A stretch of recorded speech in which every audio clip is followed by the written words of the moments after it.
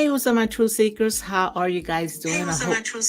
Let me go ahead and load this down. Sorry about that. How are you guys doing? Hope you guys are doing great today.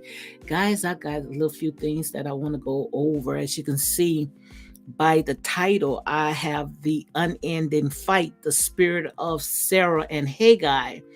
And if truth be told, if you believe in, some of the stuff that had happened, some of the events that had happened in the Bible and according to, science, you will see how all this stuff had played out. And I want to go ahead and see if I can go ahead and break it down where even a child can understand, because this right here, this is a spirit of Sarah and Hagar, which is Isaac and Ishmael, is still fighting today. And that's why the world is in the chaos today, because of that spirit of Ishmael and Isaac. And I'm going to go ahead and break this down so you all can go ahead and see. Hi, Noel. How are you doing? Thank you for joining my live. Welcome, welcome, welcome, guys. Glad to see that Noel is here. But guys, I just want to go ahead and break this down for you guys. And Noel, how are you doing, girl? I haven't heard from you in a good while. And also, guys, I want to go ahead and thank you all for giving me my hours where now I can be able to go ahead and monetize, because I went ahead and deleted over 500 something videos trying to go ahead and start my channel over again. But I thank you all for supporting my channel, because I got my hours back where now I can go and try to go ahead and monetize it, which, certain stuff this time I'm not going, if I feel like, not to monetize it, trust me, I'm not. But I'm going to try to see if I can go ahead and just, stay on topic. I'm well. How are you? Doing great. Doing great. Okay. Okay. So what I'm doing, guys, I'm going to go into the book of Genesis. We're going to do Genesis chapter 11. But let me go ahead and do this right quick. Guys, make sure you go ahead and hit like, comment, and share these videos for more unapologetic content, because we're going to go ahead and we're going to break down these scriptures, guys, and we're going to see where is all this coming from, because everybody say that they got the answer, but the answer is right there. Because like I said, the word is not hidden. The word is only hidden to those that are lost. Yes, girl, I am getting my channel back, got my 4,000 hours back. This time, trust me, I know exactly what to do. I'm not going to delete any videos. What I'm going to do, YouTube telling me that I need to go ahead and edit some stuff out, the best thing to do is just go ahead and edit it out. But I will not delete any more videos again, unless, I feel like it's not worthy to be up there. So guys, with all that being said, let's go into Genesis. We're going to start with Genesis chapter 11. And what I'm talking about is the unending fight. That's what we're going to talk about, the unending fight. Why we still fighting today? Why is everything is so divided? And I'm going to let you know where that spirit is, because what we got to do, we got to go to the head, and everything has a beginning. Everything has a beginning. And the word is not hidden. It's only hidden to those that are lost. We need to talk about that other subject we discussed this summer. Okay, call me. I'm home all days. Save all your work. Yeah, that's what I'm going to do for now on, because I had some great videos. You guys know when I make those videos, I know exactly how to make those videos come alive, and nobody mad but the devil. But now, because of what all I've been through, I know exactly how to, what to put on and what not to put, what not to. And you know how it is with people when you start stepping on toes. People, they'll try to come up to your against your stuff, but yet they are doing the same thing. But like I said, nobody's mad but the devil. and he gets no glory. So I'm reading right now. I'm going to read from the New King James Version, and I already prayed before I came on, guys. And if you have any questions, or like I said, I don't have all the answers, and that's why we're here. We breaking bread, and we all have the right to rightfully divide the word of truth. So right here in Genesis chapter 11, I want to go ahead, and this right here is called the Tower of Babel. And what it means is that, not going all the way to the beginning, but I'm going to try to see if I can go ahead and try to break it down. The Tower of Babel is when they was trying to build a tall tower because they was trying to see if they could see God. So they was building a tall tower, and by them building a tall tower, what it caused is confusion, where everyone couldn't even relate to each other anymore. Their language and everything had changed because the tower, just imagine you building a tall tower trying to sit there and eavesdrop and spy on God. And the people, they lost touch with each other, just like we are doing today. How we got all these electronics and we so busy with all these jobs, working 9 to 5, where sometimes, when we go outside, we don't even know our neighbors anymore. It's not like back then how we used to interact with each other.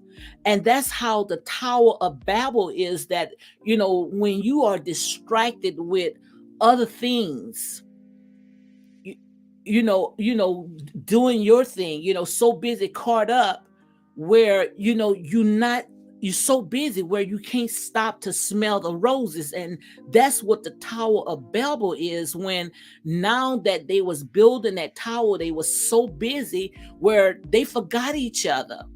So that's how all the different languages languages came about. Because now when they came off the tower, when the Most High God had exposed them, they didn't know how to relate to each other. They didn't know how to communicate with each other.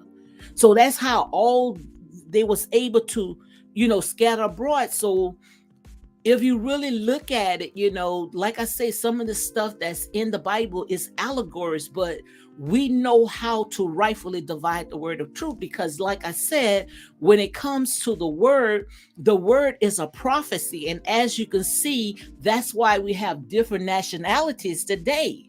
It's so much division today because, we have gotten so complacent. We have gotten so busy, where we really don't even know. We don't even know. Sometimes we don't even know the people that is in our own home. We got one person on the cell phone, the other person on their computer, and the other one doing something.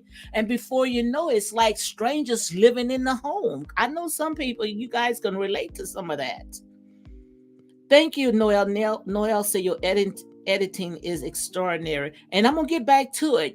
I just was waiting till I get back monetized, and I'm going to start, doing some videos. But, in the meantime, I was just going ahead and do some lives, which I like the lives now streaming, because it's easy and fast. But once I get some more supporters, and I'm going to go ahead and I'm going to start doing my videos, because like I said, I don't think that nobody had me when it came to doing those videos. But getting back to the book of Genesis chapter 11 and 1, it says, now the whole earth had one language and one speech.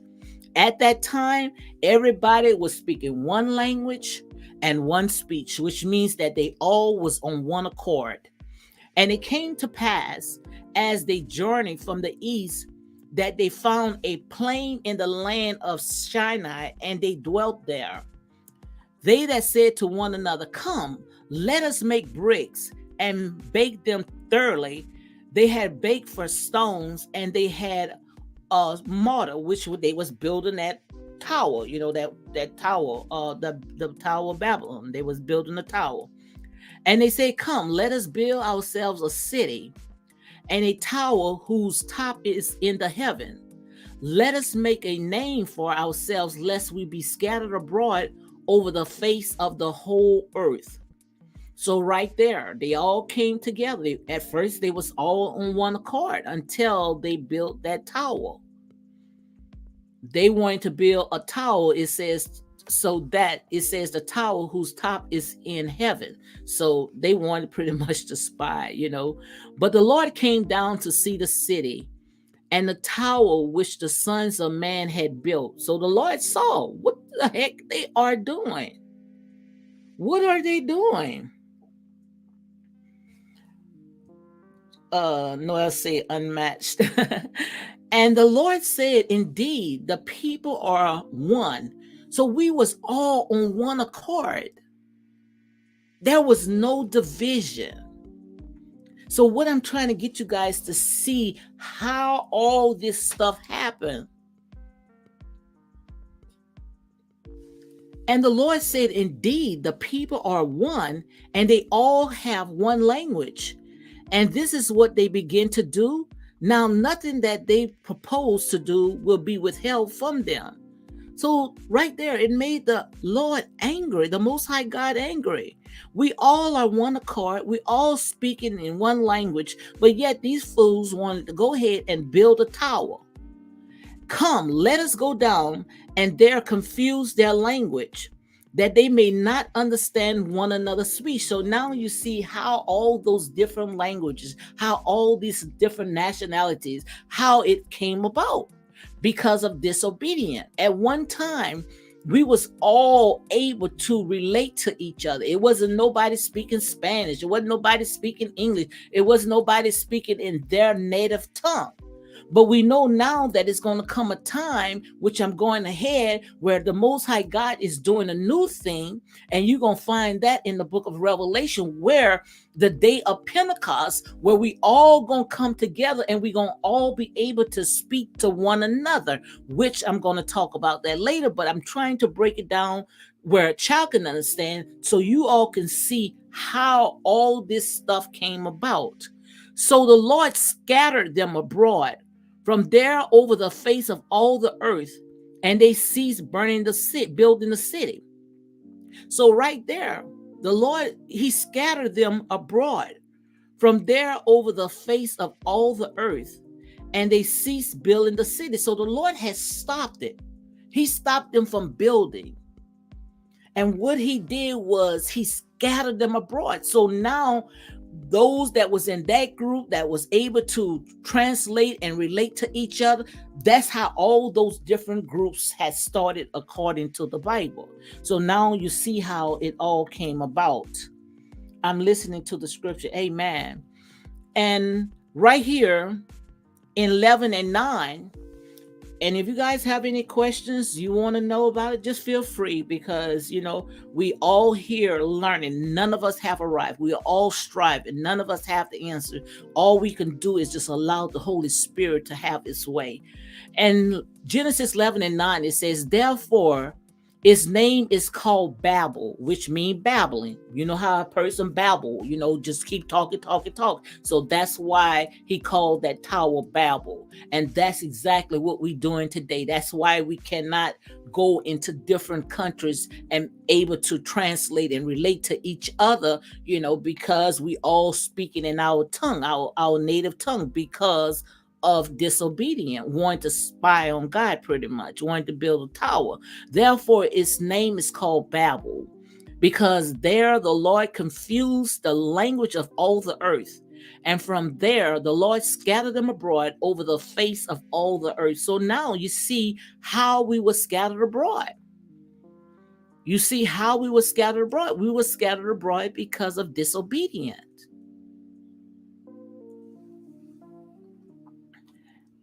Now this right here, we're going to go into Genesis 11 and 10. And what I'm trying to do, guys, I'm trying to get you guys to see how all this stuff, the fight, this unending fight that is still going today because of the two seed, because of Isaac and Ishmael. Isaac was the chosen one of God, and Ishmael was for Hagar. She was an Egyptian. She was a servant of Sarah. So I'm gonna go ahead and see if I can go to, because I'm not going to read all the genealogical how all this started. I'm not going to read all that. I'm trying to get to where Abraham, which his name was Abraham at the time before it was Abraham. Let me see. So I'm going to go to 11 and 27, Genesis 11 and 27. So I'm trying to get to Abraham and Sarah and Hagar, how they had started all that confusion, okay? And why we are fighting today, because that spirit is still roaming today. And in order for us to be able to come together on one accord, just like the Most High God had promised us the day of Pentecost, we have to know where all this started. In order for us to cut that head. And we know that head was because of jealousy. It was because of not being patient and waiting on God and the flesh.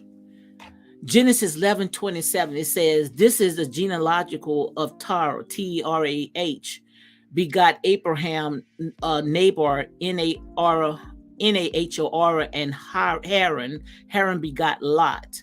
And Haran died before his father Terah in his native land in Ur of the Chaldeans. Then Abram and Noah took wives. So this right here, you guys want to know where polygamy started? This right here, where polygamy has started. Yes, Abraham was a polygamist, okay?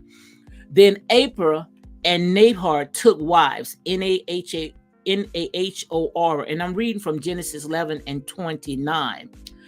The name of Abram's wife was Sarah, and the name of Nahor's wife was Michal, the daughter of Haran, the father of Michal and the father of Ishkar. But Sarah was barren; she had no child.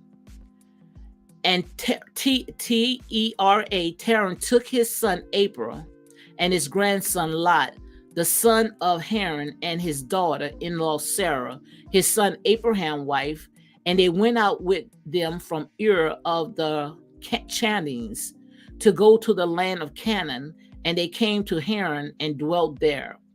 So the day of Terah were 250 years, and Terah died in Haran. So let me go ahead, because I want to go into the next chapter. So let me see how to go into the next chapter without messing up, okay?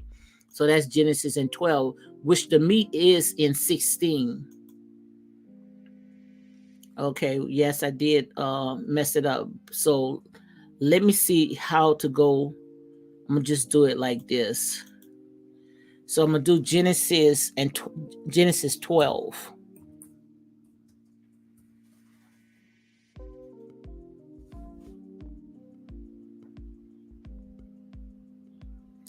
Okay, Genesis 12. And I have to see how to go ahead and move it over without keying in like that. But in the meantime, let me go ahead and do this like this. Genesis 12 and 1, it says, now the Lord had said to Abram, get out of your country, from your family, and from your father's house to a land that I will show you. And right here is letting you know the Most High God had told Abraham, it's time to leave. It's time to get from amongst these folks. So I will make you a great nation. I will bless you and make your name great, and you shall be a blessing. I will bless those who bless you, and I will curse him who curse you. So right there, Abraham, he had the favor of God. But see, sometimes when we don't get it when we want it, and the Most High God don't come as fast as we want him, then we get impatient and we do some stupid things. So keep in mind where I'm going. I'm trying to let you guys know how all this confusion, all this chaos is still happening into this world today, which we almost coming to an end of it, because we are now ripping the sheets off of these wolves. I will bless those who bless you, and I will curse him who curse you. And in you all the families of the earth shall be blessed. So Abram departed as the Lord had spoken to him, and Lot went with him.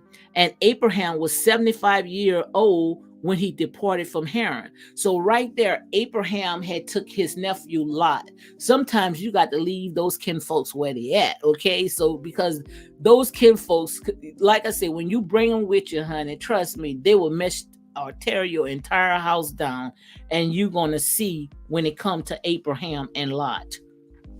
Then Abraham took Sarah his wife and Lot his brother's son, and all their possession that they had gathered, and the people whom they had acquired in Haran. And they departed to go to the land of Canaan. So they came to the land of Canaan.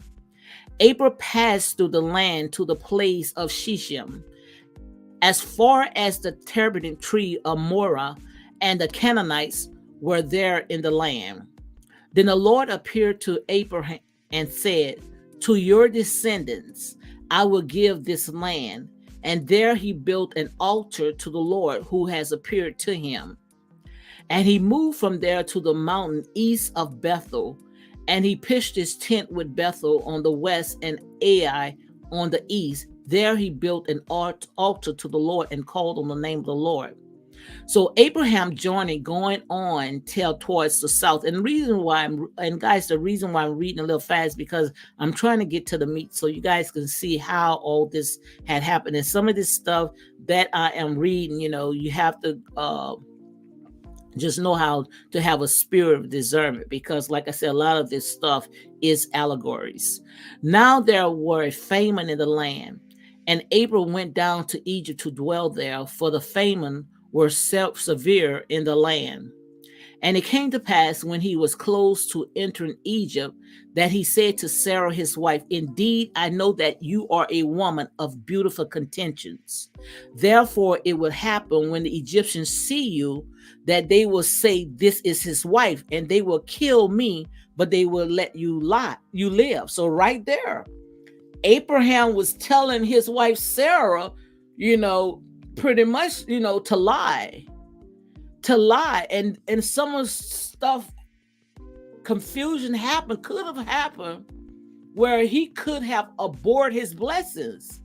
And that's what I'm trying to tell you. See, out of fear, we can cause ourselves to, stop the blessings or delay the blessings that the Most High God had from us.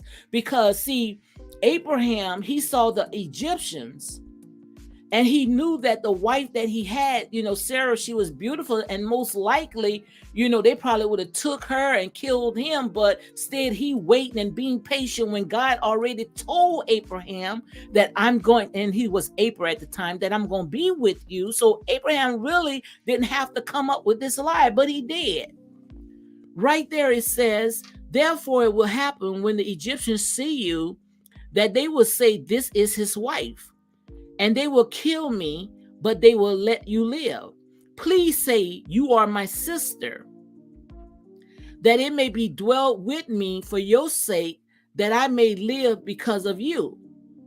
So Abraham wanted Sarah to lie and say that he was his sister, which pretty much they was related anyway, but that's what Abraham wanted Sarah to do. So it was when Abraham came into Egypt that the Egyptians saw the woman, that she was very beautiful. The prince of Pharaoh also saw her and commanded her to Pharaoh, and the woman was taken to Pharaoh's house. So they took Sarah and brought Sarah into Pharaoh's house, thinking that that was Abraham's sister. Okay? Now, like I sit there and say, guys, some of this stuff, you have to know what to chew and what to spit out, okay? But in the meanwhile, we're going to just be chewing it, okay? He treated Abraham well for her sake. He had sheep, ox, male donkeys, male and female servants, female donkeys and camels. But the Lord plagued Pharaoh and his house with great plague because of Sarah, Abraham's wife. So right there, judgment had came in Pharaoh's house, because see, Sarah was the chosen ones. Sarah was married to Abraham, but because of the lie that Abraham had told out of fear, they thought that, Sarah was his sister, so they can sit there and bring Sarah into their house. But judgment came, punishment came into that house. because she was anointed. She was the chosen vessel. She was the chosen one of Israel. She was the children of the Most High God, just like us. We are the children of the Most High God. That's why they can't get peace. They can't get rest. They forever plotting. Because you cannot mess with God's children. And Pharaoh called April and said, "What is this you have done to me? Why did you not tell me that she was your wife?" Pharaoh called to Abraham and said, "What is this? Why is the judgment of God?" Even though Pharaoh, he didn't believe in the Most High God, but he knew that he was God. Because, in Pharaoh's house, they was believing in all those little false gods, which we're going to go ahead and break all that down as well. Now, guys, if you don't understand whatever, if I'm going too fast, just let me know, because this right here, this is good. I'm letting you know how all this stuff came about. And we know that Sarah and April, those was not the original names, but those are the English names according to the King James Version. So we're going to go ahead and, stay with that. So, why did you say she is my sister? Why did you say she is my sister? I might have taken her as my wife. Now, therefore, here is your wife. Take her and go your way. So Pharaoh was sitting there saying, "Why you told me that was your sister?" He said, "I could have taken her as my wife."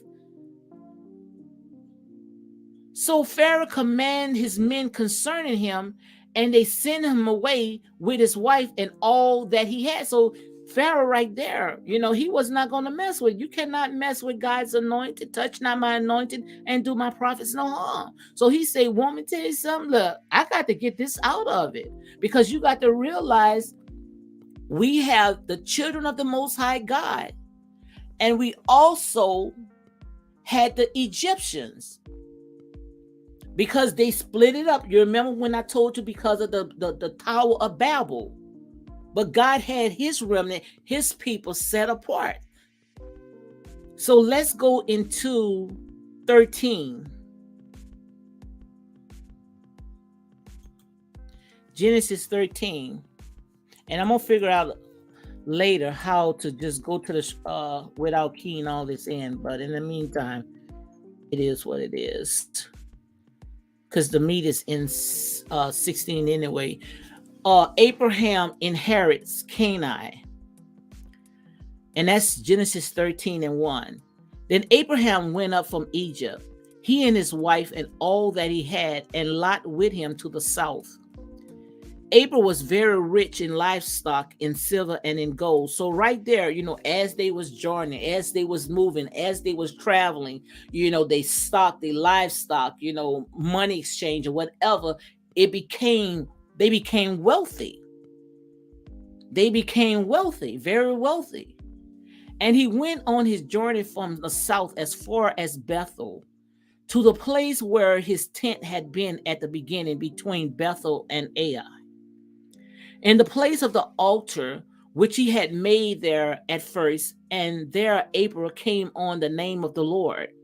Lot also, who went with Abram, his flocks and his herds and his tent.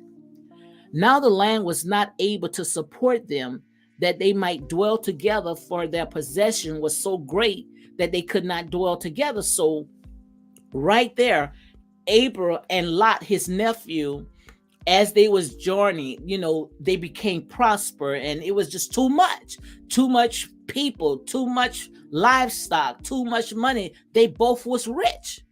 They both was wealthy. And 13:7 says, "And there was strife between the herdsmen of Abram livestock and the herdsmen of Lot livestock. The Canaanites and the Perizzites then dwelt in the land." So right there, it was just too many people, too many animals, the animals fighting with each other, most likely the families, the children, everybody was fighting with each other, because it was just too much.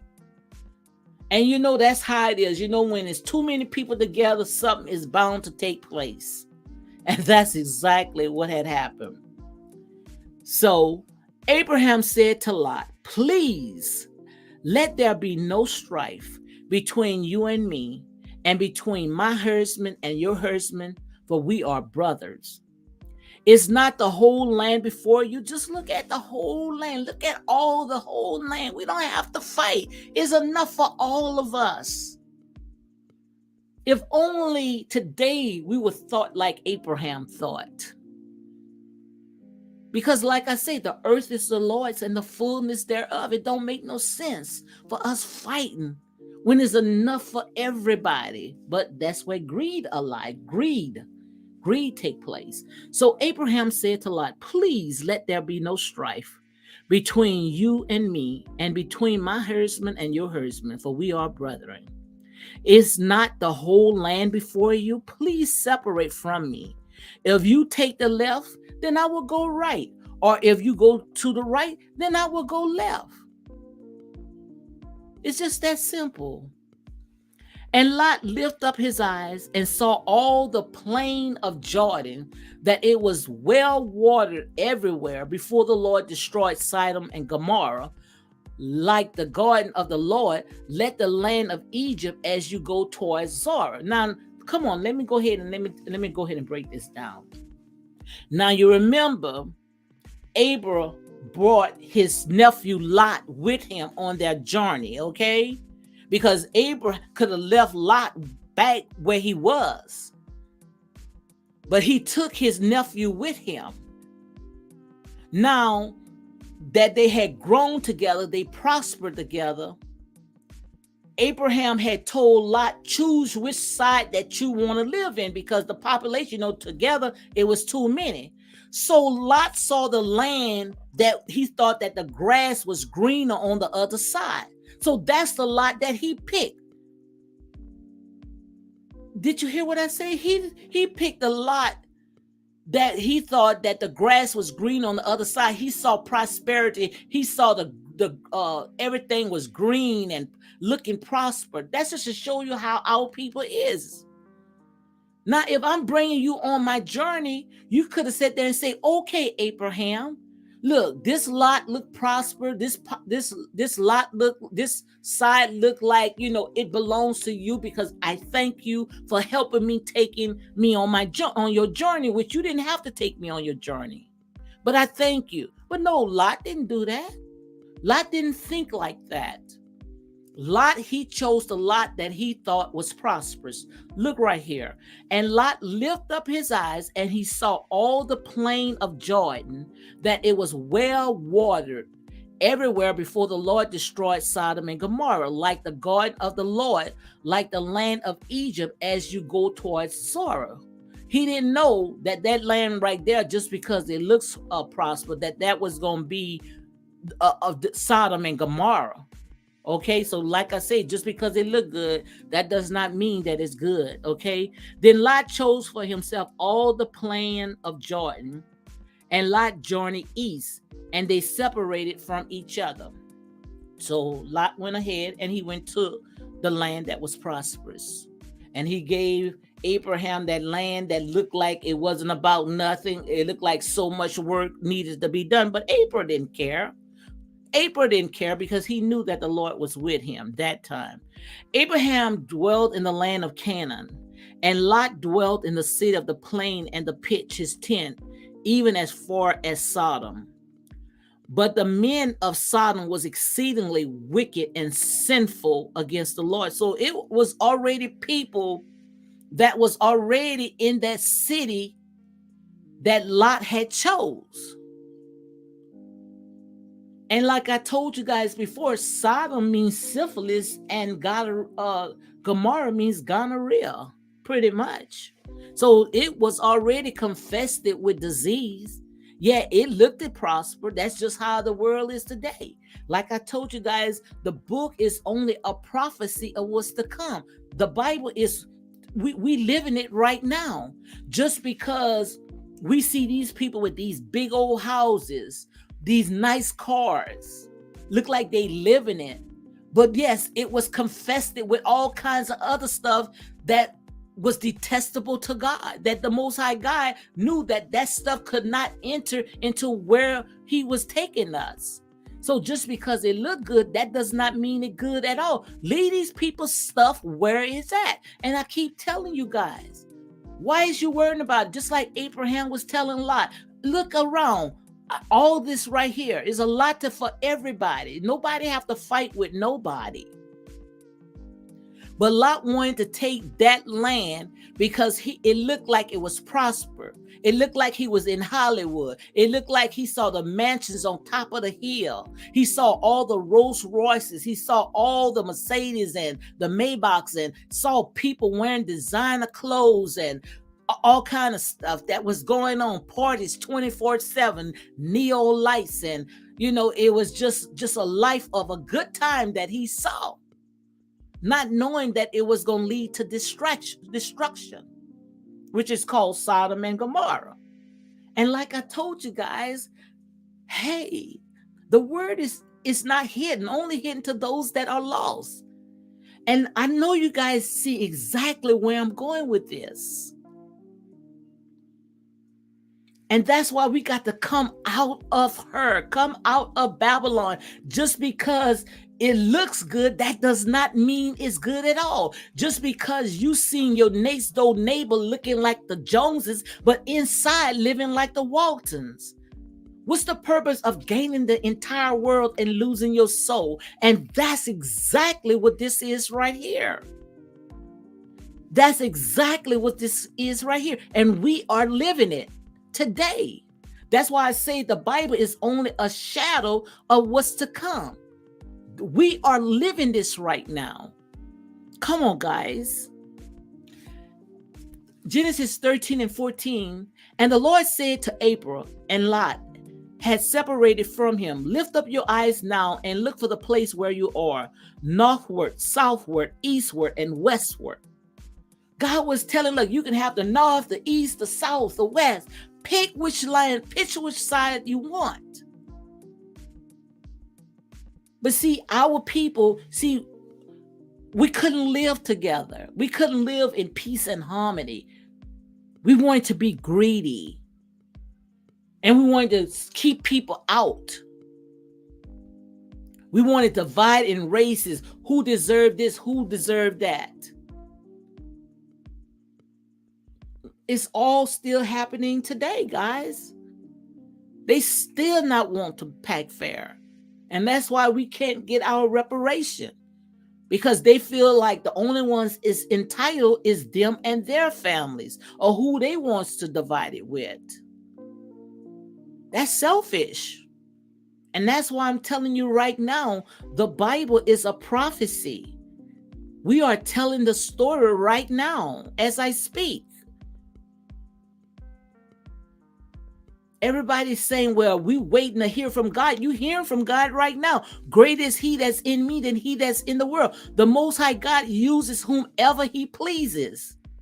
Everybody looking for that one individual. What he mean is one accord. It's time for us to come together.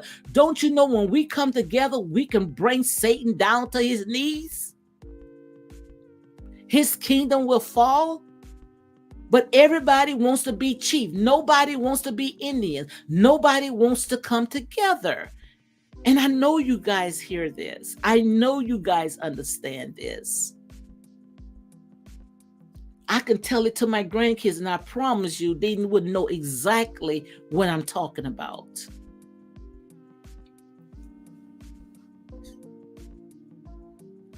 For all the land which you see, I give to you and your descendants forever. And I will make you descendants as the dust of the earth, so that if a man could number the dust of the earth, then your descendants also could be numbered. So God was telling Abram, I'm about to prosper your entire descendants. Everything that you touch gonna prosper. And we all know that Africa was prospered. Africa is the motherland, the resource, the breadbasket to everything that exists. If Africa would cut off their lifeline, nothing will survive. All the gold, the minerals, all the resources came out of Africa. Arise, walk in the land through its length and width, for I give it to you. Then Abraham moved his tent and went and dwelled by the tamarind tree of Mamre, Mamre.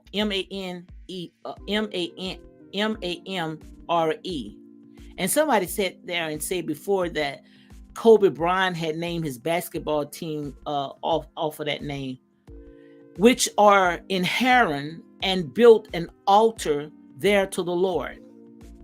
So let's go to 14, because I'm going to show you how Africa was divided, Africa and the Middle East. I'm going to let you know how it was divided. It was divided through man-made. Man-made divided that. And it's all going to make sense, guys. I promise you, it's all going to make sense. Let's go to Genesis 14.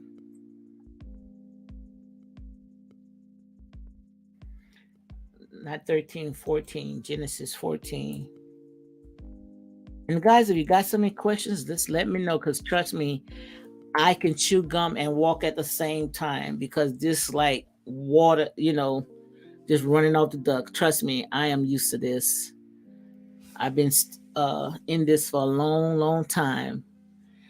And this right here is Lot captivity and rescue, disobedient. Genesis 14:1. And it came to pass in the days of April, king of Shinar, and some of these names I cannot pronounce, but I'm going to 14:2. If they made war with Baran, the king of Sodom, Barsha, king of Gomorrah, Shinab, king of Abnos, and I'm not even going to try to pronounce these names, guys. And all these joined together in the valley of Shittim, that is the Salt Sea. 12 years they served, I'm not even going to pronounce that, but so let me go ahead and see where I can go ahead and get to the meat, because it don't make no sense for me reading this right here and don't even know how to pronounce it. But I'm going to go ahead and get to Genesis 14:11, because just like I say, the meat is in 16. Then they took all the goods of Sodom and Gomorrah and all their provisions and dwelt that way. So right there, Lot had set up tent right there in Sodom and Gomorrah. Then also took Lot, Abram's brother's son, who dwelled in Sodom, and his goods, and departed. So they all right there went their separate ways. Lot went to Sodom and Gomorrah, and Abraham went where he had to go. Then one who had escaped came and told Abram, the Hebrew, for dwelt by the tamarind tree Marin, the Amorites, brother of the Eshcol and brother of Anor, and there were allies with Abraham. So someone had escaped. They had enough of being with Lot. They had enough being in Sodom and Gomorrah, so they went and escaped. So pretty much they had enough of that. Now when Abraham heard that his brother was taken captive, he armed his 318 trained servants who were born in his own house, and dwelt in pursuit as far as Dan.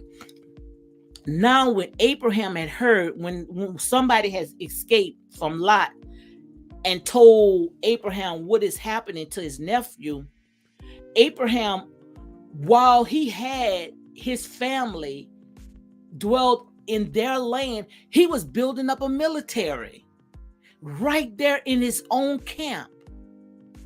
Look right here. It says, now when Abraham heard that his brother was taken captive, he armed his 380 trained servants who was born in his own house, and went in pursuit as far as Dan. So he was building up his camp.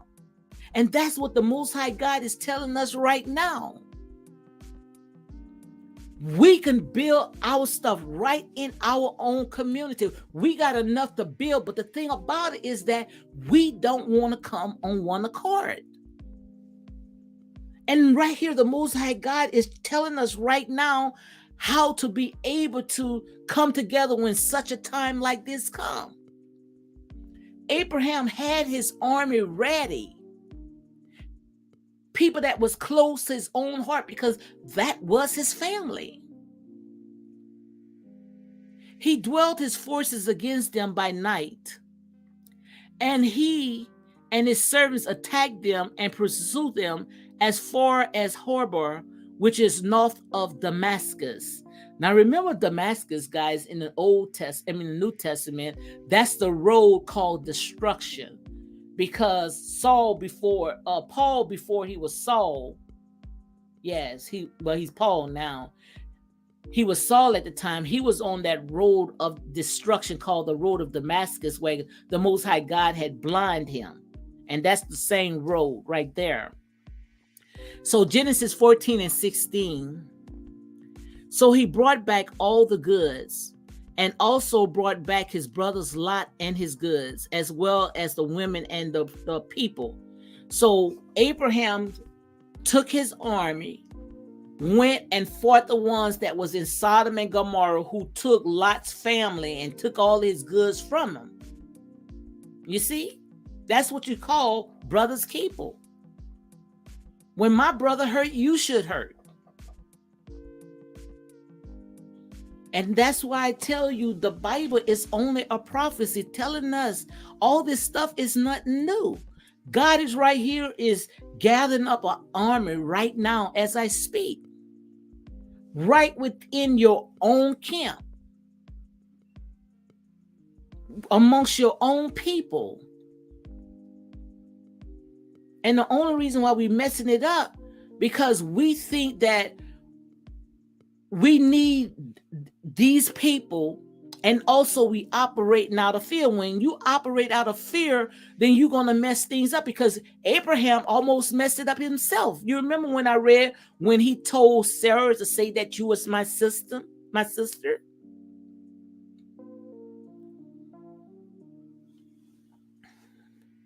And the kings of Sodom went out to meet him at the valley of Shavin, that is the king's valley. And after his return from the defeat of the Chandalonian, you guys, I might be pronouncing it wrong, but it's coming out of Genesis 14 and 17. And the kings who were with him, Abraham and Melchizedek. Then Melchizedek, king of Salem, brought out bread and wine. He was the priest of God's Most High. And we're going to talk about Melchizedek one day. Melchizedek was the one that, he helped Abraham along the way. And that's why Abraham was able to give a tenth of everything that he had owned to Melchizedek. And that's where all the tithes and the offerings, all that stuff came about. And he blessed him and said, "Blessed be Abraham of God Most High, possessions of heaven and earth. And blessed be God's Most High, who has delivered your enemies into your hands." And he gave him a tithe of all. You see that right there? So that's where all the tithes came from, right there. Right there. Genesis 14 and 20. When someone bless you, be a blessing to them. Because the more that you give, the more that you're going to receive. A closed hand can feed nobody. So learn to stop being selfish, because God blesses you to be a blessing to somebody else, but don't try to take advantage of one another. And blessed be God Most High. And blessed be God's Most High, who has delivered your enemy into your hands, and he gave him a tithe of all. Now the king of Sodom and to Abram gave me the person, and take the goods for yourself. But Abram said to the king of Sodom, "I have raised my hands to the Lord God Most High, the possessor of heaven and earth, that I would take nothing from threads to a sandal strap, and that I would not take anything that is yours, lest you should say, I have made Abram rich." So right there, Abraham was telling the king of Sodom, you remember the city that God had destroyed, Sodom and Gomorrah? Look, I'm not going to take none of that stuff. See, some of that stuff, you got to leave it where it's at. You be bringing that stuff in your house, and before you know it, your entire house come falling down. Trouble is in your house. So stop sitting there trying to worry about these people's stuff, knowing that when you get it, you up all night, can't sleep, in bondage, financial ruin. Just wait on the Most High God. Get what you need at that time. Just like my sister said, greed. You know, we get so greedy. We just want it all. Instead of take what you need and leave the rest. But some stuff you got to leave it where it's at. Leave these people idols alone.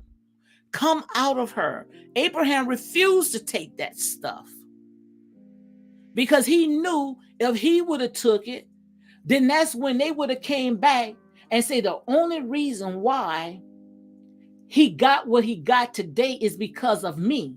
But Abraham was going to sit there and say, honey, God get the glory. I don't want none of your stuff because I know that the earth is the Lord's and the fullness thereof. Everything that's here belongs to me, because the Most High God already told Abraham, as far as the you can see it, you can have it from the north, the south, the east, and the west. So why I need to take what's yours? Leave these people's stuff where it's at, guys, except only what the young men have eaten, and the portion of the men who went with me, Anar, Eshcol, and Mamre, let them take their portion. So let's go ahead into 15. I don't know about you guys, but this right here is good to me. Because what it's letting you know how all this stuff came about, how all these different languages, how all this separation, how we greedy and end up in places that we shouldn't end up in. This is what this is talking about. Like I said, the word is not hidden. It's only hidden to those that is lost. Genesis 15:1, and it says, and these things the word of the Lord came to Abraham in a vision, saying, do not be afraid, Abraham. I am your shear, your exceeding great reward. So the Most High God told Abraham, don't be afraid. I am your shear, your exceedingly great reward. God said, I got this. No weapon that's formed against you shall prosper. Every tongue that rises against you, they shall be condemned. But Abraham said, Lord God, what will you give me, seeing I go childless? And the heir of my house is Eliezer of Damascus. So the Most High God just told Abraham, he said that I will be your shear. I will give you exceedingly great rewards. But Abraham still questioning God. Abraham, he's still questioning God because most likely he taking his eyes off of the Most High God and looking at his situation, seeing everybody else have a huge family, even the cattle, the livestock, everything is prospering, multiplying. But him and Sarah, they barren, don't even have not one seed to the heir. Not one seed. And that's what Abraham is looking at. But this right here is a faith walk. Because it's not about you. It's only what you do for the Most High God. Come on, guys. I know you guys can see this. If you don't see this, something is wrong. Something got to be wrong. Then Abraham said, look, you have given me no offspring. Indeed, one born in my house is my heir. I don't have no children. I don't have nothing. I got to watch everybody, families, growing, but mine's not growing, and I'm the one leading these people out. And behold, the word of the Lord, behold, the word of the Lord came to him, saying, this one shall not be your heir, but one who will come from your own body shall be your heir. And that's where all the division, all the confusion, all the wars that you've seen today, all of this happening because of right here where I'm going. Genesis 15:4. Genesis 15:4. The one shall not be your heir, but one who will come from your own body shall be your heir. So, like I say, we all are God's creation, but some of us is not all God's children, not the chosen ones. Only the one that came from the seed of Abraham. And that's why Isaac and Ishmael, and I'm trying not to go ahead of myself, is fighting today. The spirit of Isaac and Abraham is still warring today. Because see, Isaac was the chosen one that came out of Sarah's womb, the seed of Abraham. So sometimes we have to be patient and just wait on God. And that's why I tell you guys, we've been scattered abroad for over 400 years, where now we going over 400 years because of our disobedience, our not being patient and waiting on God, just like the children in Israel, our forefather. It was supposed to be an 11-day journey or a 14-day journey, and it took them 40 years to come out. Be patient and wait on God. I learned to never ask for patience again, because I used to ask God for patience.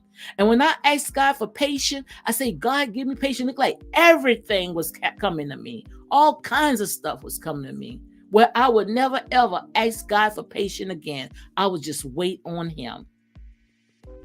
And Genesis 14:15, it says, and behold, the word of the Lord came to him, saying, this one shall not be your heir. This one shall not be your heir. And that's the one that's Ishmael. That's the one he had with Hagar, the Egyptian, the concubine. Because you remember I told you Abraham was a polygamist, right? He had concubines, many wives. And that's where all the confusion had came. And behold, the word of the Lord came him, saying, this one shall not be your heir, but one who will come from your own body shall be your heir. Then he brought him outside and said, look now towards heaven and count the stars, if you are able to number them. And he said to him, so shall your descendants be. So the Most High God already had promised him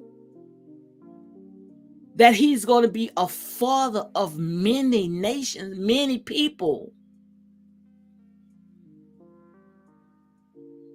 But see, we got to see it in order to believe it.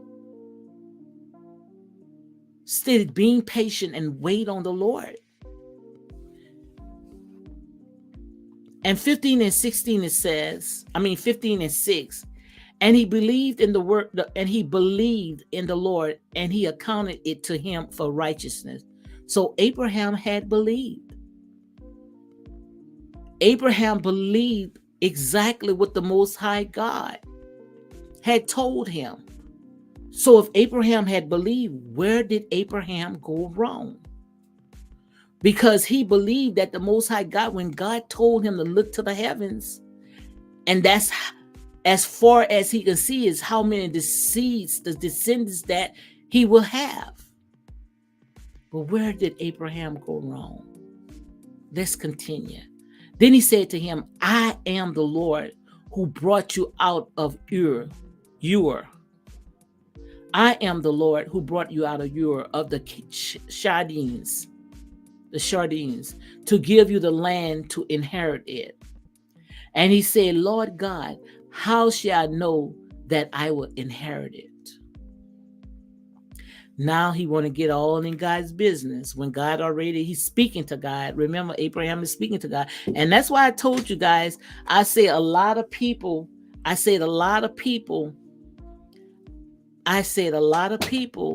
miss their blessings. Miss their blessings because when Why would you question God when he already put a period?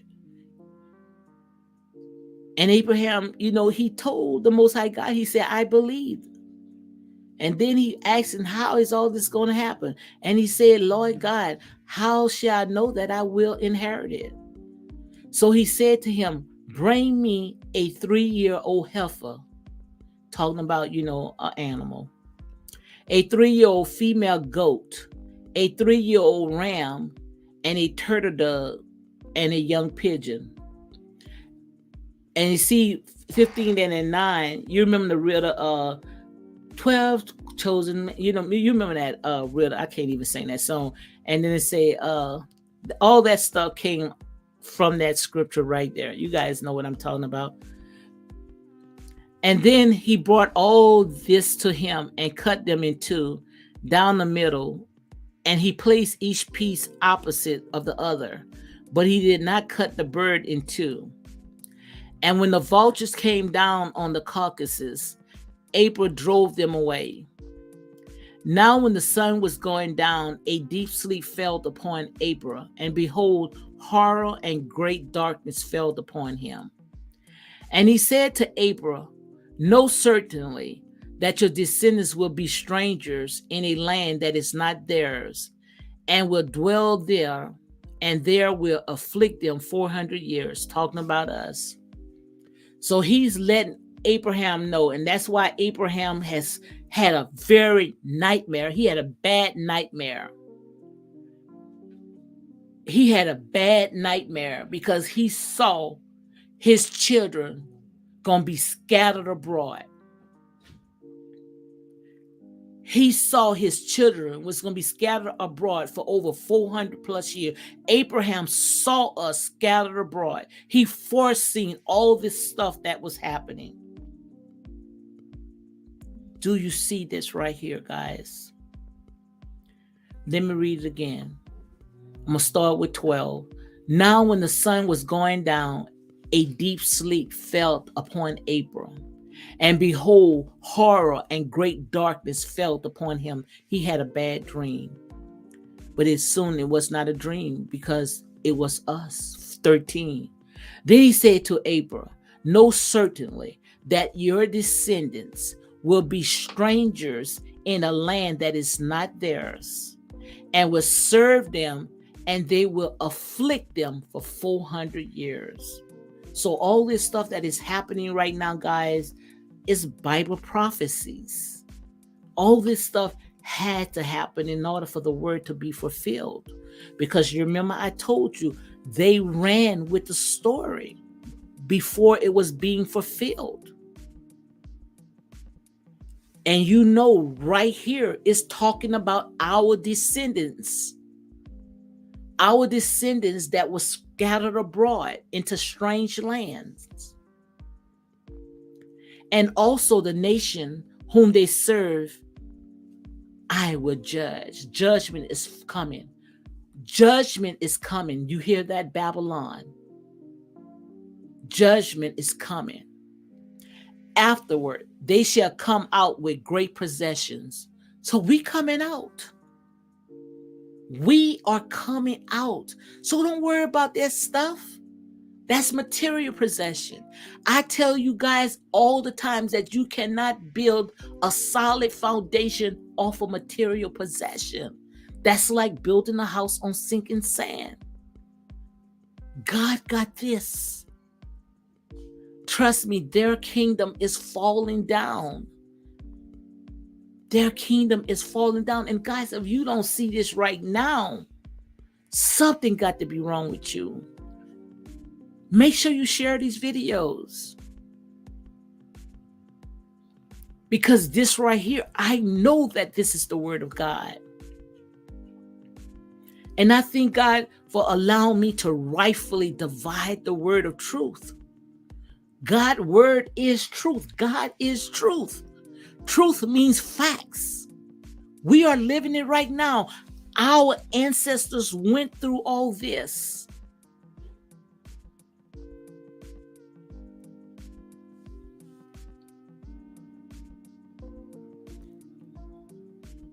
Now as for you, you shall go to your father in peace. You shall be buried at a good old age. Now the Most High God told Abraham, when you die, you're going to die a good old age. So don't worry about that you don't have an inheritance right now. God was telling him, God was speaking directly to Abraham.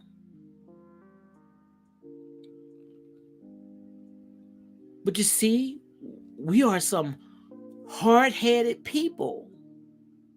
Some very hard-headed people. And when we don't wait on God, we mess it all up. But in the fourth generation, they shall return here. The Most High God said, but in the fourth generation, they shall return here, for the iniquity of the Amorites is not yet complete. And it came to pass when the sun went down and it was dark, that behold, there appears a smoking oven and a burning torch that passed between those pieces. On the same day, the Lord made a covenant with Abraham, saying, to your descendants, I have given this land from the river of Egypt to the great river, the river of Euphrates. Now, if I felt like it, if I was going to make me a video, I would show you exactly where is Egypt. I will show you where is the river of Euphrates. All that right now, Euphrates, that's all in Africa. All that stuff is in Africa. The Kenites, the Kenizzites, the Cabarites, the Hittites, the Perizzites, the Remnant, the Amorites, the Canaanites, the Gishites, and the Jebusites. Right there. If I had a map right now, guys, I would have showed you. All that right there is in Africa. And how these Jebusites, Hittites, and Canaanites, and all these Jebusites, which there ain't nothing but locusts, caterpillars, parasites, how they gonna sit there and say that they are the original ones? No way in the world they would have been able to handle that climate in Africa. No way in the world. They would never have been able to handle it, because I already made a video and showed you guys. They didn't have no suntan lotion back then. And you know, in Africa, the sun is closer to the earth. The only clothes that these people needed that was in Africa, and that was their skin. And we know the sun basks in their skin. No other race was able to handle that much of a climate, that much heat to their skin. Their skin was their clothes. And some today still walk out there bare naked with no clothes, no shoes, no nothing, because they are in their motherland. So let's go to the meat. The meat is in Genesis 16. And after that, guys, I'm going to go ahead and close it up. But I really love doing this. This right here is in my lane. Trust me. And I thank the Most High God for allowing me to rightfully divide the word of truth.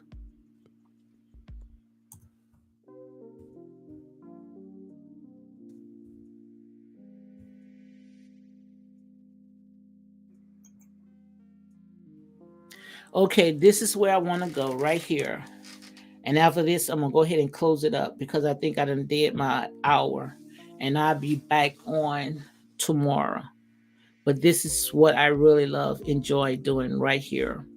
So now we're going to talk about, we already know that the Most High God had talked to Abraham, and he told Abraham, look up into the sky. He said, as far as you can see, that's your descendants, how much, that God is going to multiply and prosper you.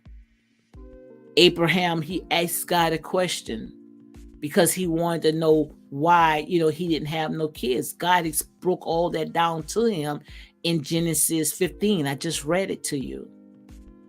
But you see, Abraham is just like us today. It goes in and it comes right back out. And that's exactly what happened. Hagar and Ishmael. Ishmael. Ishmael was Egyptian. Ishmael was a Muslim. Ishmael was Hagar's mother. Genesis 16:1. Now Sarah, Abram's wife, had borne him no children, and she had an Egyptian maid servant whose name was Hagar. Let me read it again. Now Sarah, Abram's wife, had borne him no children, and she had an Egyptian maid servant whose name was Hagar. So Sarah said to Abram, "See now, the Lord has restrained me from bearing children. Please go into my maid. Perhaps I shall obtain children by her." And Abraham heeded to the voice of Sarah.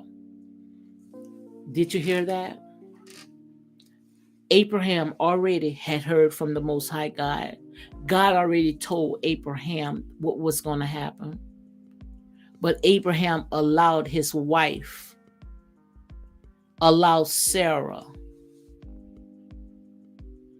to sit there and not only delayed the blessings.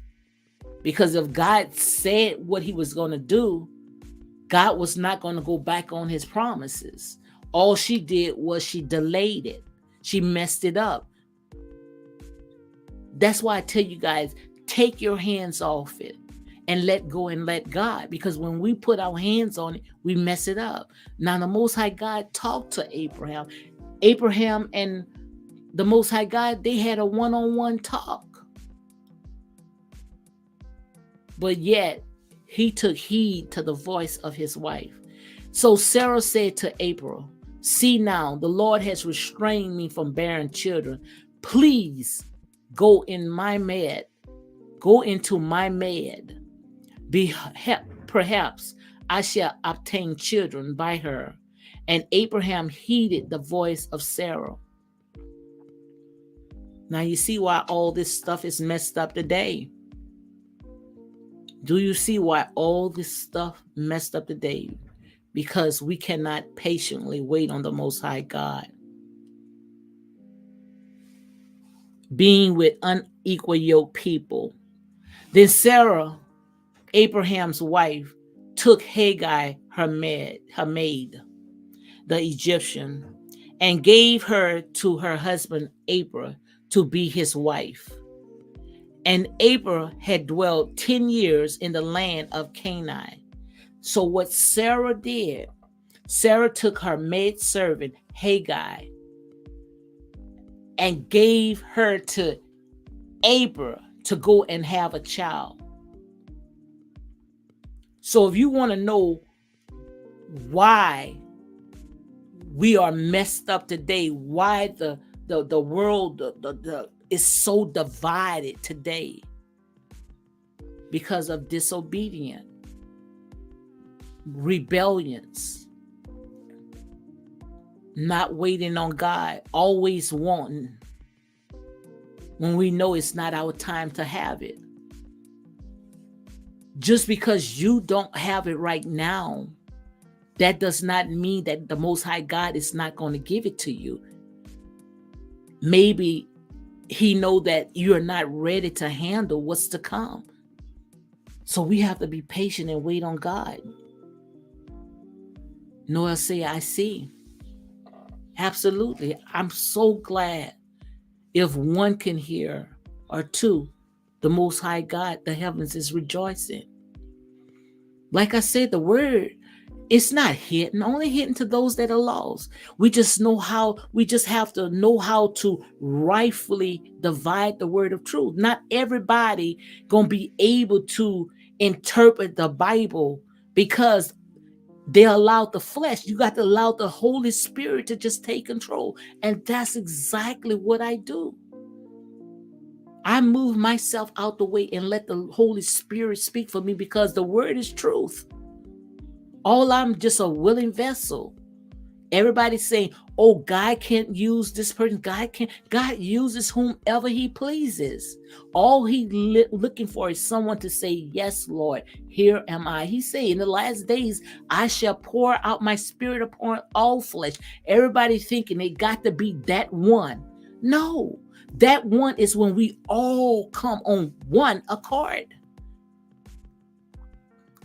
When we come together on one accord, we are a voice to be reckoned with, where even Satan will fall on his knees. That's the one that he's calling about, when we gather together. And that day is coming back. And we already read how it all started with the Tower of Babylon, which caused a Babel, which caused the confusion, the language. Because we some hot-headed people. Let me go ahead and finish this out. So he went in Hagar, and she conceived. Because of what Sarah told him to do. Disobedient. So he went to Hagar, and she conceived. And when she saw that she had conceived, her mistress became despised in her eyes. So right there, when Abram had went to the handmaid, Sarah, the servant, the concubine, they conceived a child. So nothing was wrong with Abraham's seed. It was Sarah that was tied up. Her womb was tied up. Nothing was wrong with Abraham. Now, right there, it caused Sarah to be jealous of something that she started. Now you the one sat there and opened up that can of worms. Now you upset because of what the outcome.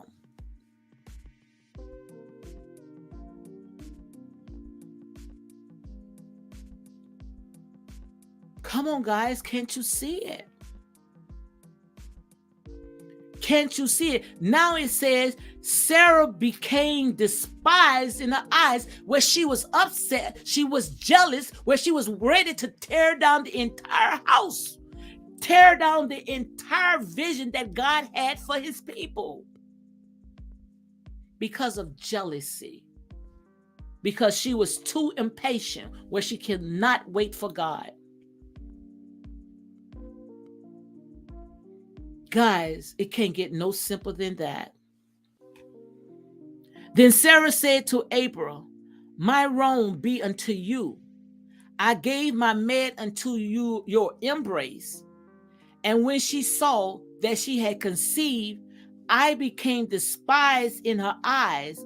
The Lord judged between you and me. So Sarah realizing what she did. She said, my wrong is upon you. I gave my maid unto you your embrace. I allowed you guys to come together. And when she saw that she had conceived, I became despised in her eyes. The Lord judged between you and me. So Abraham said to Sarah, indeed, your maid is in your hands. Do to her as you please. And when Sarah dealt harshly with her, she fled from her presence. So Abraham said, that's your servant. That's your maid. You the queen. Now you do to her whatever you please. So now that's where all the fight is starting. Come on, guys, read it. Make sure you go and read this. Genesis 16 and 5. Genesis 16 and 1. If you want to know why the countries are divided, why this nation is divided, why we were scattered abroad, it's right there. It's right there. Abraham, let me read it again. So Abraham said to Sarah, indeed, your maid is in your hands. Do to her as you please. And when Sarah dwelt harshly with her, she fled with her presence. Sarah kicked her out of the camp. Sarah kicked her out of the camp. Now you see why and who our enemies really are. And you see why we are so divided. Because we are fighting with Isaac and Ishmael. Ishmael is the Egyptians, the pagan people, the pagan gods. Isaac is the chosen ones. But all this stuff wouldn't have happened if Sarah would have been patient and would have been and waited on God.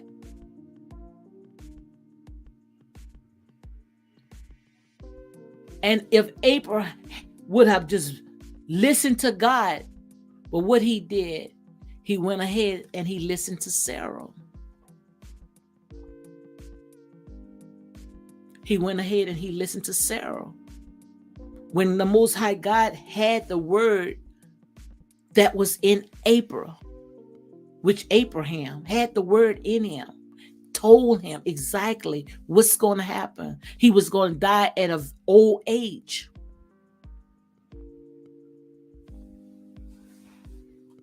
So some of this stuff we cannot blame. We can't keep saying this person, that person. Sometimes the enemy is the man in the mirror. The enemy is within. We cause a lot of stuff that is happening to us today because of disobedience. Now you see why the enemy is on the loose, on the prowl. You see why. You see why the countries are fighting and dividing today, still today. But this right here, the time is almost over. This is the end. But now you see how all this stuff had happened. The Middle East, all this stuff had happened.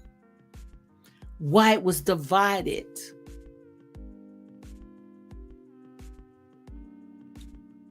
You see why. And you see why we are still in captivity today. When will we learn? When will we wake up?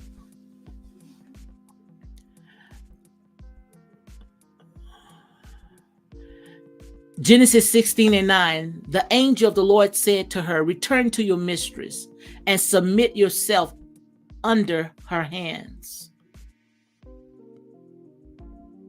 So the angel went to Hagar and told Hagar, go back and submit. Go back and submit to your mistress. She was out there in a dry and desert place. But the angel told her to go back and submit. Then the angel of the Lord said to her, I will multiply your descendants exceedingly, so that they shall not be counted for multitude. And the angel of the Lord said to her, behold, you are with child, and you shall bear a son. You shall call his name Ishmael. Did you hear that? Because the Lord had heard your affliction.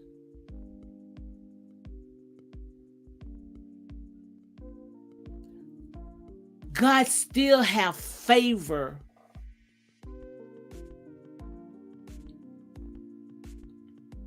with Ishmael, who is not the heir,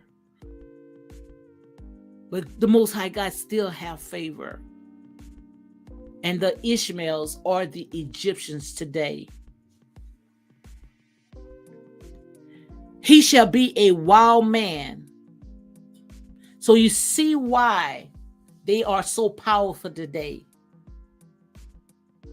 You see why they gives us so much hell, don't want to give us one leeway, because they know if they give us one leeway, we're going to be a force to be reckoned with. But they don't want to do it because of that jealousy. Because of that jealousy, because of what happened to our forefathers when they could not be patient and wait on God. He shall be a wild man. His hand shall be against every man, and every man's hand against him. And he shall dwell in the presence of all his brothers. And he shall dwell in the presence of all his brothers. Now you see why they are powerful and strong today. And you see why they got us on the run when we are the chosen ones of the Most High God. Come on, guys. Can't get no clearer than this. Then she called the name of the Lord who spoke to her. You are the God who sees, for she said, have I also have seen him who seen me. Therefore, the well was called Bir Larai, Belar. Observe it between Kadesh and Boran. So Hagar bore Abram a son, and Abram named his son, whose Hagar born, Ishmael. And Abram was 86 years old when Hagar bore Ishmael to Abraham. So I'm going to read one more. Genesis 17. This is the last one I'm going to read right here. And then we're going to go back tomorrow. But I like this. Genesis 17:1. And when Abraham was 96 years old, now notice right here, Abraham still haven't born Sarah a son. You see how we could sit there and make the process so long? We could make the process so long when we sat there not being patient and waiting on the Lord. Now, Sarah may have had a child way before Abraham had got to 99 years old. But because of her disobedience, because they was patient. Now she got all that anger, all that animosity, all inside of her. Now you see why they call us an angry black woman.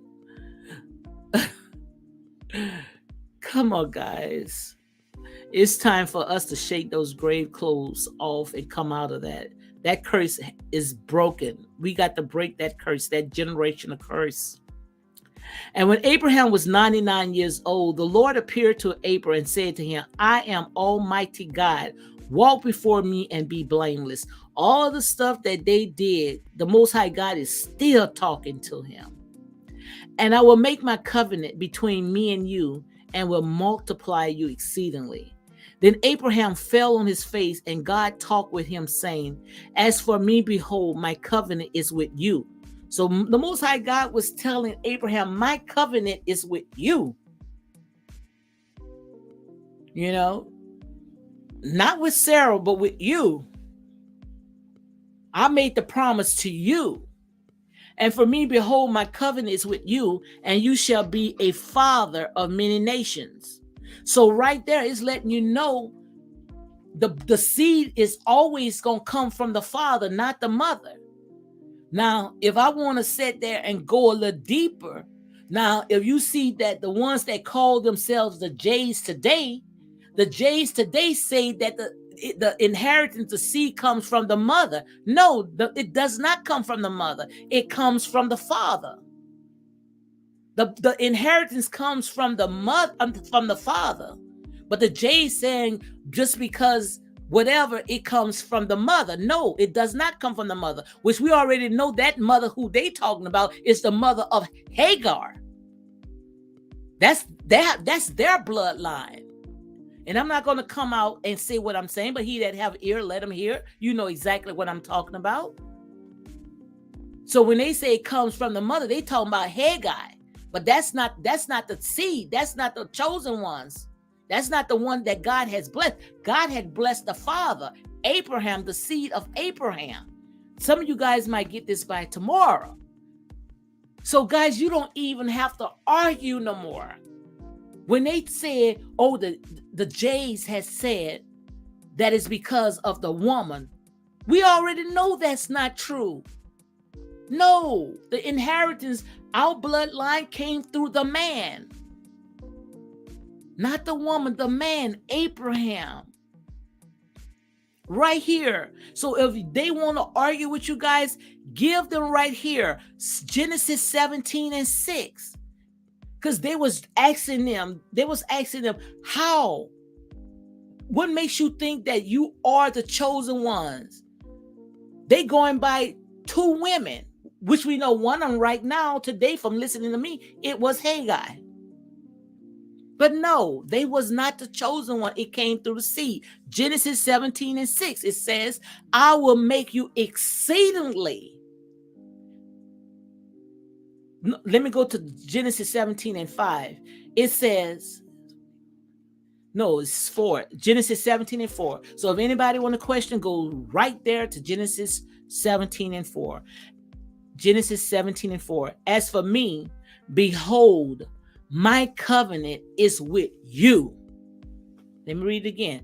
And for me, behold, my covenant is with you, and you shall be the father of many nations. No longer shall your name be called Abram, but your name shall be Abraham, for I have made you the father of many nations. I will make you exceedingly fruitful, and I will make nations of you, and kings shall come from you. Kings shall come from you. Not from a woman, from the man. And I will establish my covenant between me and you and your descendants, and after you in their generation, for an everlasting covenant, everlasting, to be God to you and your descendants after you. So that is the covenant of God. That is sealed. No need to question no more. No need to question no more. All I can say right now is that we coming back to set our man back on his rightful throne. But we got to stop fighting with each other, because we know that all this stuff that we see today is nothing but a whitewashed lie. Nothing but a lie. And right there, the Most High God is ripping the sheets off of these lies. Nowhere in the world they can keep covering that lie up. Your time has expired. It's right here. Genesis. Start with Genesis chapter 4. Can't get no clearer than this. Also, I give you and your descendants after you the land in which you are strangers. So the Most High God said, you see right here? This ours anyway. Babylon is ours. God is going to give it to us. The earth is the Lord's, the fullness thereof. This world is not going nowhere. If anything, they are going.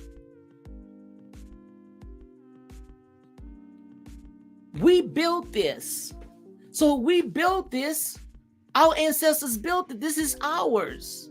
God said in his word that he was going to bring us to a land of milk and honey.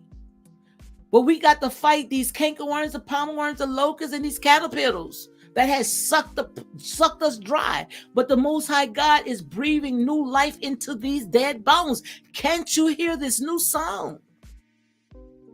Can't you hear it?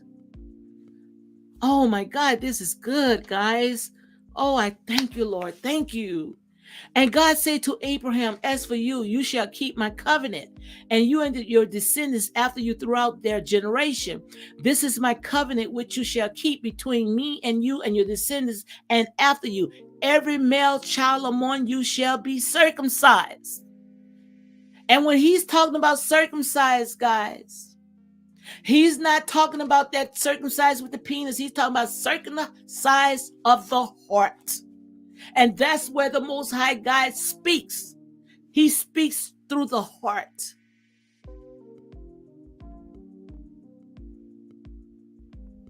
And that's why he sat there and said, the letter killeth, but the Spirit of God is going to bear witness. All we have to do is just open up our mouth, and the Most High God is going to fill it. I read it to you in 2 Corinthians 3, chapter 3. This is the covenant, and God is not going to break the covenant. Why you think we not leaving it alone?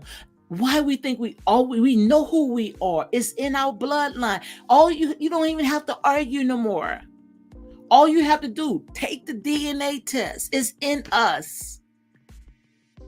We don't even have to take the DNA test. All we got to do is show you our melanin skin. It's in us. You can't hide this. You can't cover this. So stop bleaching it. Yes, Lord. Don't you know the melanin in our skin is worth more than liquid gold? It's liquid gold. It's worth more than gold. It's liquid gold. They taking and trying to take our melanin out our skin, putting it in computer chips, batteries, cell phones. That's just to show you that these people know us better than we know our own selves. So why are we fighting against each other? Why are we fighting against each other? Because we don't know who we are. We thinking that it's going to be that one. We think it's going to be this person, that person. No. We are one. But divided we fall. We are one. We are one voice. We are one nation under God. And I read that in the beginning, we was one. We was one language. We was one people. We wasn't separated. Guys, it don't take a child to figure this out. He that have an ear, let him hear what the Spirit of the Lord is saying. He who is born in your house and he who is brought with your money must be circumcised, and my covenant shall be in your flesh for an everlasting covenant. And the uncircumcision male child who is not circumcised in the flesh or his foreskin, that person shall be cut off from his people. He has broken my covenant. Then God said to Abraham, as for Sarah, your wife, you shall not call her name Sarah, but Sarah shall be her name. Not no more Sarai, but Sarah, which we know that those are English names. That was not the correct name, but that's all right. We'll take that. We know that we don't even have to argue with that no more. That's minute. It's time for us to go and sit on our rightful throne. That's what it's time for us to do. Starting to reap the harvest. It's harvest time. Not worrying about who is who. You already know. Then Abraham fell on his face and laughed. Abraham, you see, he fell on his face and laughed. And the reason why he fell on his face and he laughed, because he was 99 years old. So he probably say, oh, it's impossible. It's impossible for me to have all this in my old age. When God said then say he was going to die a good old age, God already told him he was going to die a good old age. And Abraham still laughed. Ye of little faith. Then Abraham fell on his face and laughed and said in his heart. He didn't say it out loud. He said in his heart, but God hears. Remember, God hears. Shall a child be born to a man who is 100 years old? And shall Sarah, who is 90 years old, bear a child? So he has started losing faith because he was 100 years old and Sarah was 90 years old. So he laughed. And Abraham said to God, oh, that Ishmael might live before you.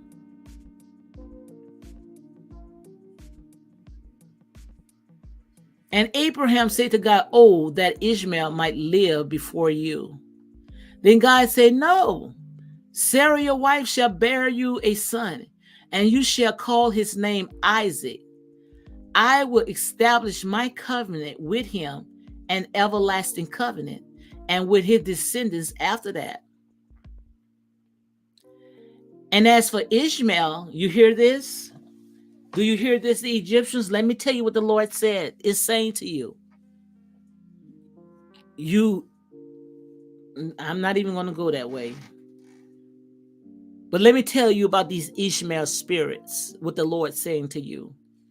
I heard you, behold, I have blessed him and will take him fruitful and will multiply him exceedingly.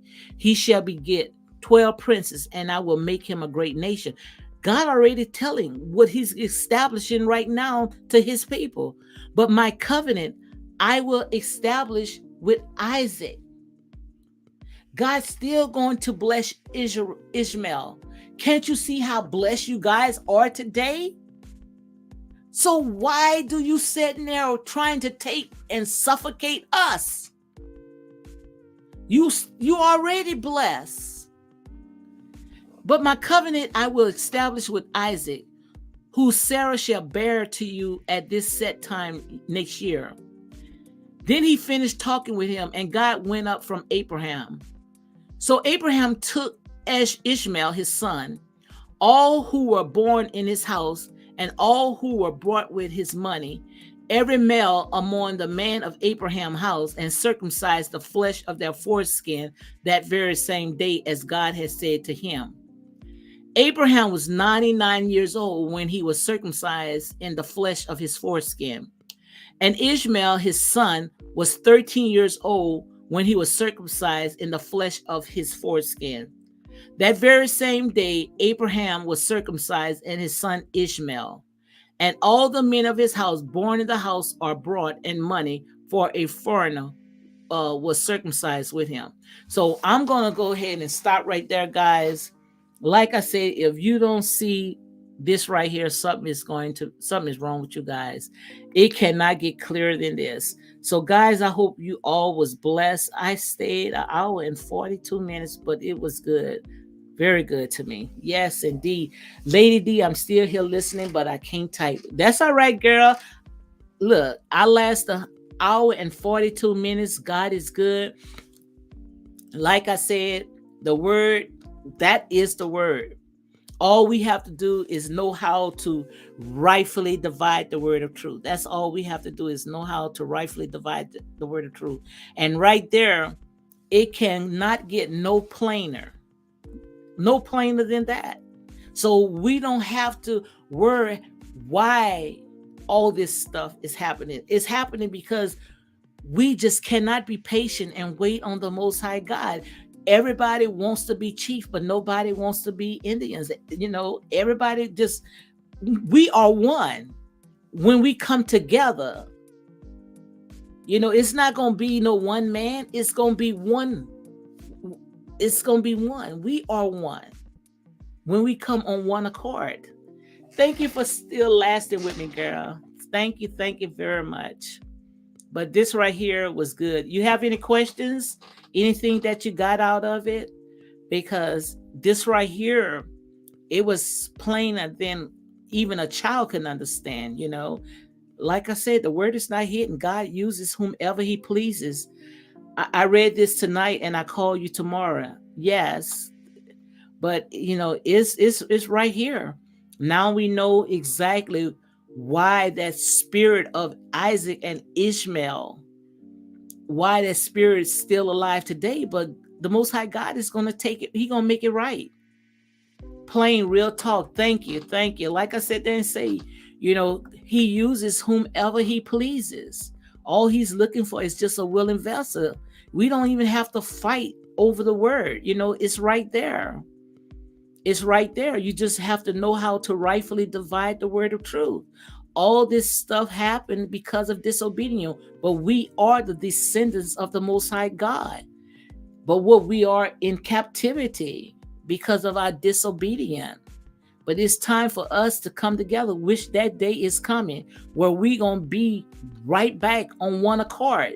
That day of Pentecost is coming. It's here. This right here is the end times, where we all won't be able to understand each other. I don't care if you speak Spanish, English, Chinese, whatever native tongue that you are in, we're going to be able to understand each other. That's just how it was in the beginning with Abraham, when it before the Tower of Babylon, not Babylon, Tower of Babylon. When they built that tower, they caused confusion. They cause confusion because what we do is we provoke the hands of the Most High God. And when we start building that tower up, what had happened, just like right now, and we living in that time right now. We sitting there, we so busy with all these technology stuff, the computers, the internet, social media, where we don't have time for each other no more. Where we used to sit at the table and break bread and go outside and play with our friends. We don't do that stuff no more. We so caught up in all this technology stuff, so busy on our jobs and working from sun up to sundown, where we don't even have time for our kids. All that stuff is playing out right now. It makes sense. And the only reason why you don't understand is because you don't want to sit there and open up and receive what thus says the Lord. I'm laughing because I have hung with you, girl, over 3 hours. You're very engaging and a great teacher. Thank you very much. Like I said, the Most High God, He uses whomever He pleases.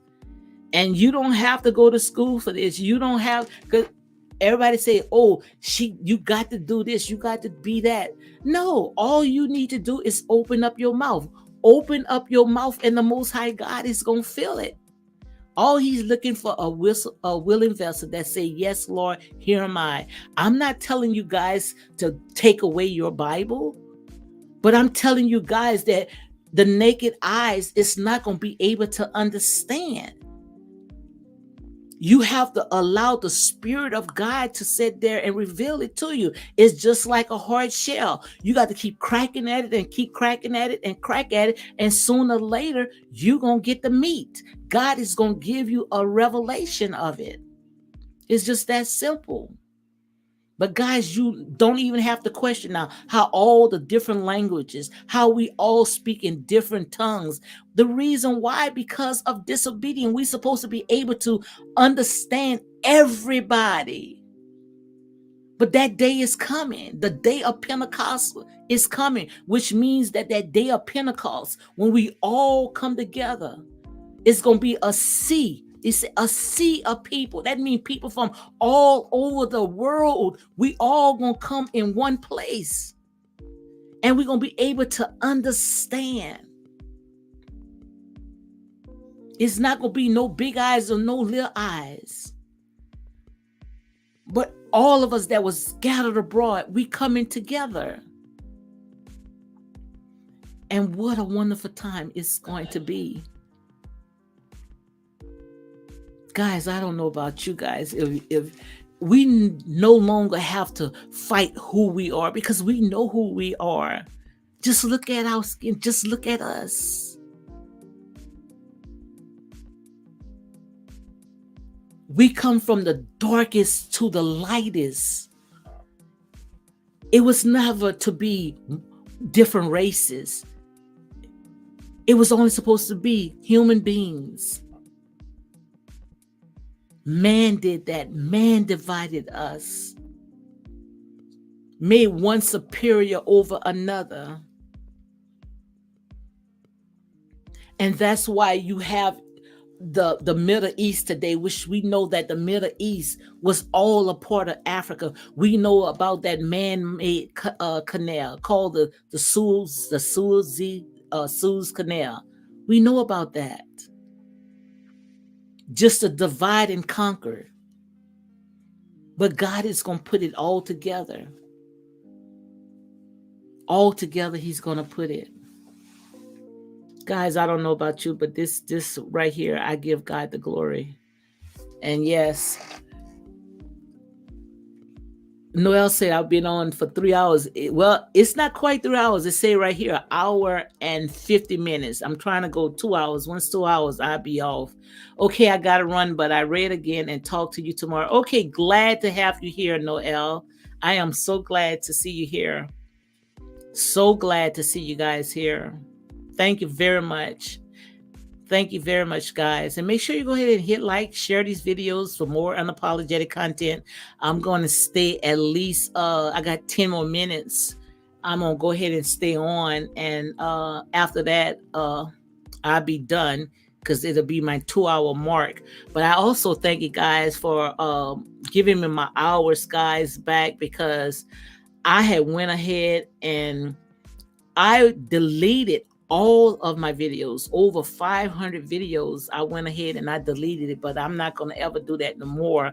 But I just like Sarah, I was just like Sarah. You know how it is when you're not patient and wait on the Lord. I was not patient, where when they had told me that I had reused videos, I just went ahead and I deleted all the videos, not knowing that all I have to do is just be patient and just take my time and just edit all the videos. But I went ahead and I deleted it. But Noel say glad to be here. I'm glad you are here. Yeah, it's 1:51, and after that, but go ahead and take care of your business. I'm pretty much done. I'm glad that you was here to listen to it, because when it comes to the word, guys, oh, I love it. I am sold out, man. This right here is, I am in my lane. I am in my lane right here. I love it. This is my lane because I love, I just love talking and breaking down scriptures, and like I said, he makes it plain for us. We can't say that we don't understand, because it got people he gonna send in our pathway that's gonna be able to understand. And that's why he said you come in as little children, because he's breaking it down where even a child can understand. And the word is being preached, and it's not just we thinking that it's gonna be a certain person. You got to go to church, you got to do this, no, the church is in us, the word is in us. All we have to do is just wait and be patient on God, and he's gonna feel it. Even if you say Jesus wept, that's a sermon by itself, because Jesus did weep. And we know that they took all kinds of stuff and they twisted, but that's all right. God is revealing it. He's making it come alive. So don't be so quick to just go ahead and just put it away. Don't just be patient and just wait on God in due season. He said he's going to reveal himself. And that's right, what he's doing right now. He's revealing himself, because now we are in end times. It's almost up. We bow to, and I'm so glad that the Most High God allowed me to be able to see it, because you see, we ain't there yet, but he allowed me to see. And even if I have to peep, at least I know that he's coming. Because you remember Moses was not able to enter into the promised land. Moses was able to peep. But our time is here.